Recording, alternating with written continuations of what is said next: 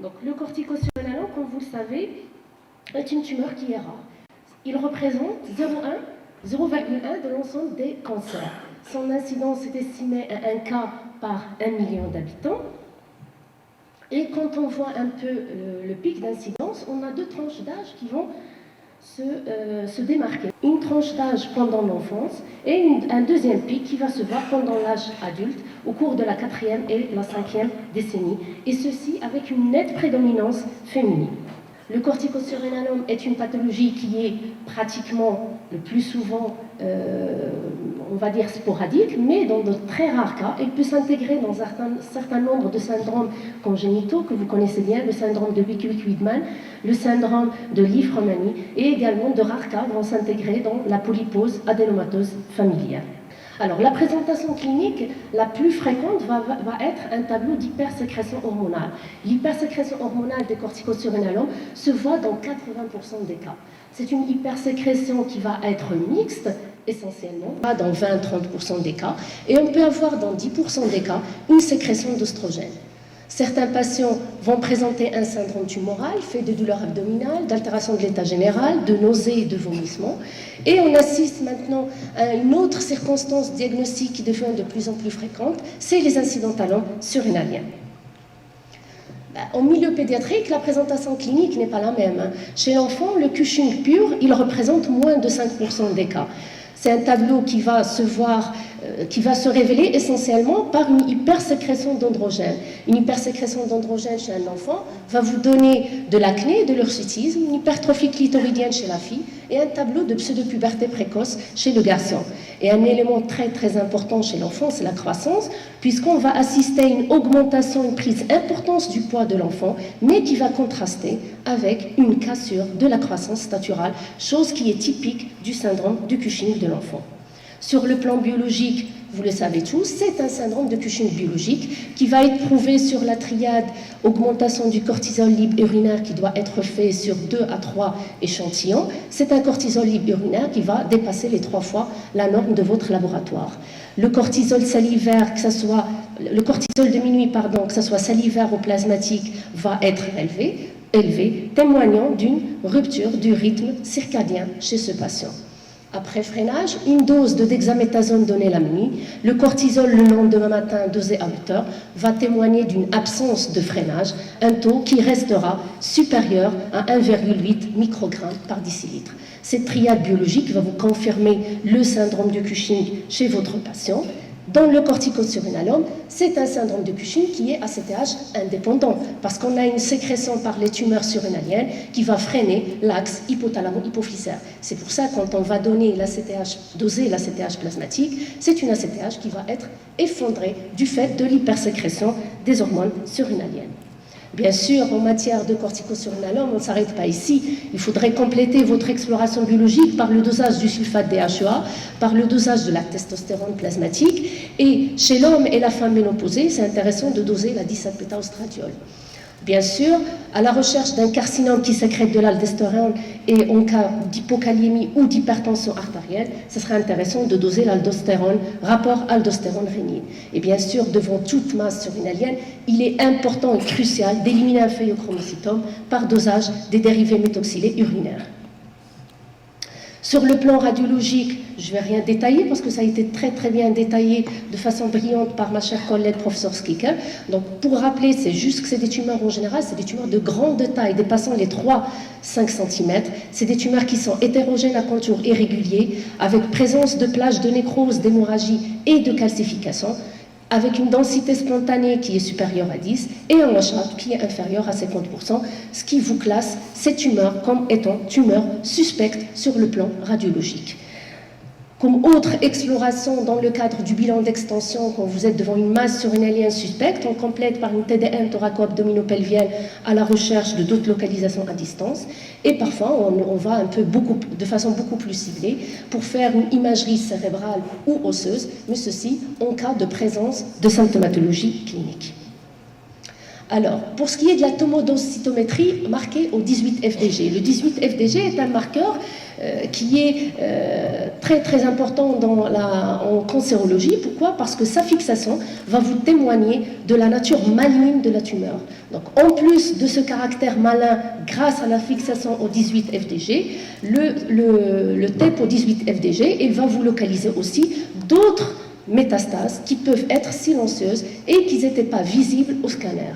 Un autre marqueur a été utilisé, c'est le méthomidate, qui se fixe de façon spécifique au niveau de la CYP11-bêta, ce qui lui confère une bonne spécificité, mais malheureusement avec une faible sensibilité quand on le compare par rapport aux adénomes surrénaliens.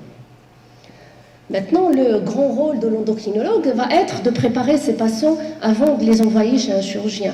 Et en matière de Cushing, quand vous avez une hypersécrétion qui est importante, c'est un Cushing qui peut mettre en jeu le pronostic vital, soit de façon immédiate, dans l'immédiat, soit en périopératoire. D'où l'intérêt de les préparer. Bon, pour préparer ces patients, on utilise les inhibiteurs de l'astéroïdogenèse qui vont agir de façon immédiate. Et dans cette situation, on trouve le kétoconazole et la métopyrone. Le kétoconazole est un inhibiteur de l'astéroïdogenèse, c'est un antifongique, vous connaissez. Mais nous, qu'on va utiliser dans le Cushing, on va utiliser à des doses beaucoup plus importantes, allant de 400 à 1600, mais au dépend d'une hépatotoxicité qui va être importante. La métopyrone, c'est aussi un inhibiteur de l'astéroïdogenèse qui va agir au niveau de la CYP11-bêta1 et qui va bloquer la sécrétion du cortisol. Donc, au centre hospitalier universitaire Mohamed VI d'Oujda, on a pu se procurer en 2017 la métopyrone. Je vous rappelle que ni le kétoconazole, ni la métopyrone, ni le mitotane ne sont commercialisés au Maroc. Donc l'année dernière, on a pu, grâce à un effort entre la pharmacie de l'hôpital et le ministère de la Santé, se procurer ce médicament dans le cadre d'un ATU, ce qui nous a permis de sauver plusieurs vies. Donc la métopyrone, on l'a utilisée, elle est dosée à 250. On a donné 3 capsules 3 fois par jour. Ça va bloquer l'astéroïdogenèse surrénalienne. Donc, un des cas qu'on a traité par la métopyrone à Oujda, c'est une patiente âgée de 38 ans. Elle avait un Cushing mixte. À l'admission, elle était hypertendue, diabétique, compliquée déjà d'une cardiopathie ischémique et d'ostéoporose. Biologiquement, il n'y avait aucun doute, et elle avait une hypersécrétion de cortisol. Donc, nous avons utilisé la métopyrone 9 comprimés par jour. C'est un médicament où, quand on l'utilise, il faudrait surveiller la tolérance par la surveillance de la tension artérielle et la calémie, parce que c'est des patients qui vont vous allez bloquer la CYP11, vous allez risquer d'augmenter les chiffres tensionnels, ils peuvent faire de l'hypocalémie. Et pour cette patiente, on a utilisé la Dactone, c'était le médicament qui permet de baisser les chiffres tensionnels tout en épargnant le potassium. Concernant l'efficacité, on dose le cortisol libre urinaire 2 fois par semaine, pareil que réaliser un cycle de cortisol 2 fois par semaine. Ceci nous a permis de faire baisser de façon très importante le cortisol libre urinaire de cette patiente qui a continué à baisser au cours des semaines d'utilisation jusqu'à normalisation avant de l'envoyer chez un chirurgien. Un autre cas, un patient beaucoup plus jeune, qui a été traité à Oujda également par métopyrone, 3 comprimés 3 fois par jour. Donc le flux, on voit bien qu'il a chuté de façon très importante. Et bien sûr, ça s'est maintenu au cours de plusieurs semaines et le patient a été adressé au chirurgien. Alors la chirurgie, la chirurgie reste le traitement de référence. On peut dire qu'actuellement, la chirurgie, c'est le seul traitement qui pourrait être curatif en matière de corticosurrénalome. Mais pour qu'il soit curatif, vous devez avoir un chirurgien expérimenté. Un chirurgien expérimenté est défini dans la littérature comme étant un chirurgien qui fait plus de 10 surrénalectomies par an. Moins de 10, ce n'est pas un chirurgien expérimenté. Et ceci ne peut se voir que sein d'un centre de référence où vous allez proposer à ces patients une prise en charge multidisciplinaire où on va inclure tous les intervenants pour donner une meilleure prise en charge et augmenter les chances de guérison de ce patient. Alors, c'est une chirurgie par voie laparoscopique ou laparotomique. Ce qui est retenu maintenant, c'est la laparotomie en matière de corticosurrénalome. Le diagnostic de confirmation, c'est l'anatomopathologie, c'est le score d'Oweiss, comme a été brillamment expliqué par ma chère amie. Donc, un score d'Oweiss au-delà de 3 ou la présence d'un envahissement local et ou des métastases à distance vous confirme la présence d'un corticosurrénalome. Alors, 3 critères principaux vont vous permettre d'évaluer le risque. Le risque de quoi? De récidive en matière de corticosurrénalome localisé a priori qui est résécable, et également le risque de l'évaluation de la survie globale en matière de corticosurrénalome avancé métastatique qui est a priori non résécable. Quels sont ces trois critères? C'est la stadification, c'est le statut de résection, est-ce que la résection était chirurgicalement complète, microscopiquement incomplète, macroscopiquement incomplète, et l'index de prolifération, le KI67 et le nombre de mitoses. Il faut savoir qu'un KI67 au-delà de 10%, ça vous prédit un risque de récidive dans 70% des cas. D'où l'intérêt de demander toujours ces marqueurs lors de l'examen anatomopathologique. Alors, la classification tumorale qui est recommandée aujourd'hui, c'est la classification NSAT, qui va vous définir 4 stades en fonction de la taille de la tumeur, l'envahissement ganglionnaire et le statut métastatique. C'est une classification nouvelle, mais qui a ici un impact pronostique, puisque la survie à 5 ans va différer en fonction de chaque stade. Le stade 1, on a une survie qui est à 80%, le stade 2 à 60%, 50% dans le stade 3 et que de 0 à 17% dans le stade 4. D'où l'intérêt d'utiliser cette classification.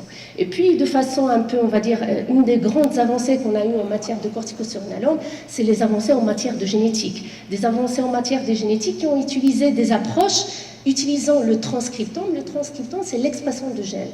Et on va utiliser ça, chercher ça plutôt au niveau de la masse tumorale. Alors, ceci nous a permis de différencier un adénome d'un corticosurrénalome. Ça, c'est le premier point. Le deuxième point, c'est au sein des corticosurrénalomes, ça va nous différencier les corticosurrénalomes qui ont un bon pronostic des corticosurrénalomes qui ont un mauvais pronostic. Et ceci va se voir quand on a une inhibition de la P53 et quand on a une expression de la bêta-caténine. Alors, en matière de corticosurrénalome localisé après une chirurgie macroscopiquement complète, y a-t-il intérêt à compléter par un traitement adjuvant? La réponse est oui. C'est quand vous avez un stade 3, que vous avez une résection qui est microscopiquement incomplète et que vous avez un KI67 qui dépasse les 10%. Alors, quel est le traitement adjuvant? On revient au traitement médical, c'est le mitotane. Le mitotane, c'est une molécule cytotoxique pour le cortex surrénalien que connaissent tous les endocrinologues. Elle va agir sur l'inhibition de la synthèse des hormones de la surrénale, mais encore plus, elle a un effet adrénolytique, ce qui lui confère un effet antitumoral. C'est pour cette action qu'on va l'utiliser comme traitement adjuvant en post-opératoire. Le mitotane a une demi-vie qui est très longue et a une toxicité qui est très très très importante. Une toxicité essentiellement digestive et neurologique, d'où l'intérêt de bien surveiller ces patients. Alors, à l'heure actuelle, il est recommandé de prescrire le mitotane de façon progressivement rapide sur une semaine, à la dose de 1,5 à 6 grammes par jour, tout en évaluant, adapter ça bien sûr à la clinique, essentiellement les signes digestifs puis neurologiques, mais également au dosage de la mitotanémie qui doit se situer dans la fenêtre thérapeutique qui est de 14 à 20 mg par litre. Bien sûr, quand vous allez mettre le mitotane, vous devez monitorer vos patients sur le plan biologique en dosant la numération formule sanguine, un bilan hépatique, un bilan thyroïdien et également un ionogramme sanguin. Ce sont des patients qui vont bénéficier d'une substitution par hydrocortisone, mais la différence ici, c'est que les doses d'hydrocortisone que vous allez utiliser, c'est des doses qui vont être beaucoup plus fortes. Vous allez être à 50 mg par jour d'hydrocortisone, voire même plus, parce que c'est un médicament qui augmente les besoins en hydrocortisone chez les patients traités par mitotane. Alors, l'efficacité comme étant un traitement adjuvant. Donc, le mitotane, dans l'ensemble des études rétrospectives dans lesquelles il a été utilisé comme étant un traitement adjuvant après une chirurgie, a montré une efficacité en matière de réponse tumorale, et ceci de façon statistiquement significative. La radiothérapie trouve tout son intérêt comme traitement des primitives inopérables, mais également en cas de localisation métastatique. Ceci en montrant un bénéfice en termes de contrôle local et bien sûr en essayant toujours d'utiliser les techniques modernes qui vont donner une toxicité limitée à votre patient. Maintenant, qu'est-ce qu'il en est du corticosurrénalome avancé et métastatique? Le traitement va être palliatif en utilisant le mitotane, la chimiothérapie et voire même une chirurgie de primitive va être discutée en fonction de chaque cas. Le mitotane, maintenant, comme traitement dans les corticosurrénalomes métastatiques, approuvé dans une revue de la littérature, dans plusieurs études rétrospectives, une réponse objective qui va de 13 à 33%. Maintenant, pour ce qui est de la chimiothérapie qu'on va associer au mithotane, quel est le meilleur protocole thérapeutique? Alors, dans un essai qui a été publié en 2012, ils ont évalué l'association du mithotane à l'étoposide, la doxorubicine et la cisplatine, et ceci a prouvé un bénéfice sur la survie, sur le temps sans progression tumorale et sur la réponse objective. Et ceci, on peut dire que depuis 2012, depuis la publication de cet essai clinique, cette association au mithotane représente la chimiothérapie de première ligne à proposer chez les corticosurrénalomes ayant des métastases à distance. Des résultats, on peut dire, décevants ont été publiés par rapport à l'utilisation des thérapies ciblées dans les corticosurrénalomes avancés, mais on a tout l'espoir avec les blocages des récepteurs de l'IGF-1 et l'inhibition de la voie de la WNT bêta-caténine qui semblent être très prometteuses chez les patients ayant un corticosurrénalome métastatique. Alors pour conclure, quand on a un corticosurrénalome non métastatique, d'accord, donc localisé, le premier traitement, c'est une chirurgie d'exérèse complète associée à un curage ganglionnaire par un chirurgien expérimenté. Par la suite, on peut proposer, en cas de résection microscopiquement incomplète et un KI67 au-delà de 10%, un traitement adjuvant par le mithotane. La radiothérapie va être discutée au cas par cas. En cas de progression tumorale, on peut rediscuter la chirurgie avec votre chirurgien et bien sûr associer une chimiothérapie. En cas de progression malgré ce traitement, à ce moment-là, vont se discuter les thérapies ciblées. La prise en charge des corticosurrénalomes ne peut être que multidisciplinaire dans un centre de référence où vous allez avoir un endocrinologue, un chirurgien expérimenté, un radiologue, un anatomopathologiste, un oncologue et bien sûr un généticien. Et je vous remercie pour votre attention.